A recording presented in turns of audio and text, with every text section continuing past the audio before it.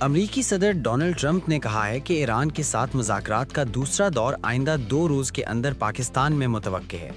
امریکی میڈیا کو دیے گئے انٹرویو میں ڈونلڈ ٹرمپ نے فیلڈ مارشل عاصم منیر کی تعریف کرتے ہوئے کہا کہ وہ بہت اچھا کام کر رہے ہیں۔ ان کی کوششیں خطے میں کشیدگی کم کرنے میں مددگار ثابت ہو سکتی ہیں۔ صدر ٹرمپ نے کہا کہ گزشتہ برس جب پاکستان اور بھارت جنگ کی لپیٹ میں تھے تو فیلڈ مارشل عاصم منیر سے رابطہ قائم ہوا تھا۔ وہ لاجواب انسان ہیں۔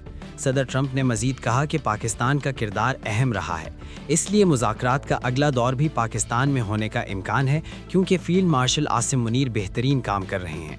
ان کا کہنا تھا کہ امریکہ اور ایران کے درمیان مذاکرات کا اگلا مرحلہ 1-2 روز میں ہو سکتا ہے۔ آئندہ آنے والے 2 دن بہت اہم ہیں اور ان میں کچھ بھی ہو سکتا ہے۔ یاد رہے کہ امریکہ اور ایران کے درمیان مذاکرات ہفتے کو پاکستان کی میزبانی میں اسلام آباد میں منعقد ہوئے تھے، جہاں فریقین کے وفد نے دو بدو بات چیت کی تھی اور مسودے شیئر کیے گئے تھے۔ پاکستان چائنا انسٹیٹیوٹ کے چیئرمین مشاہد حسین سید اور سابق سیکریٹری خارجہ اعزاز چودھری نے ایران امریکہ مذاکرات کا دوسرا راؤنڈ نتیجہ خیز ہونے کی امید ظاہر کر دی۔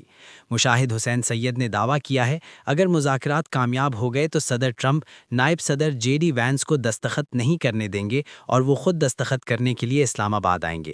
مذاکرات کی کامیابی کی صورت میں ایران کے صدر مسعود پزشکیان بھی پاکستان آئیں گے۔